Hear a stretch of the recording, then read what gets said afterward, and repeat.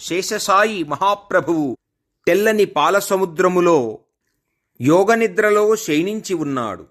నారాయణుని మేల్కాంచ ఉదాత్త అనుదాత్త స్వరములతో వేదమంత్రములు, సుస్వర నాదములు నారాయణ్ణి స్తుతిస్తూ ఉండగా, ఉత్తిష్ట గోవింద, ఉత్తిష్ట గరుడధ్వజ, ఉత్తిష్ట కమలాకాంత, త్రైలోక్యం మంగళం కురు. రక్షాం చక్రే దయానిధి.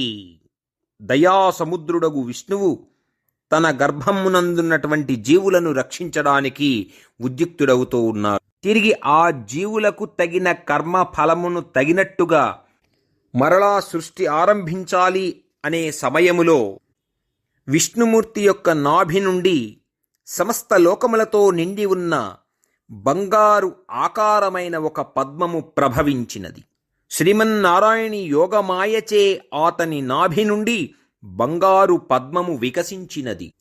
పద్మము వంటి ఆకృతి కలిగి బంగారపు శోభ కలిగినటువంటి అదే బ్రహ్మాండము. సృష్టి స్థితిలయకు కారణమైన బంగారు అండము అదే బ్రహ్మాండము. ఆ ఆది పురుషుడి నుండి బ్రహ్మాండము ఉద్భవించినది.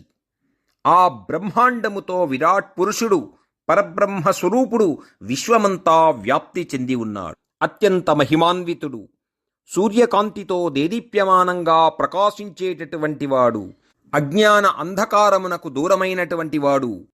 సృష్టికి కారకుడైన భగవంతుని నుండి బ్రహ్మదేవుడు ఉద్భవించాడు. బ్రహ్మదేవుడితో కూడుకున్నటువంటి విశ్వవ్యాపకమైనటువంటి రూపము సృష్టి ఆదిలో ఉద్భవించినది. యో దేవేభ్య ఆతపతి, యో దేవానాం పురోహితః.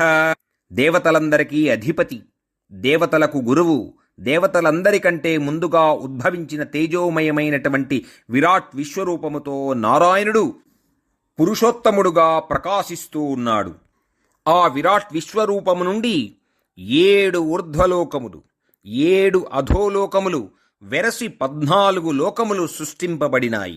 శ్రీ మహావిష్ణువు యొక్క యోగమాయచే ఆ 14 లోకముల జీవరాశుల యొక్క పాప పుణ్యములను విశ్లేషించి ఆయా జీవరాశుల యొక్క జన్మములను నిర్దేశించమని బ్రహ్మదేవుని ఆజ్ఞాపిస్తారు.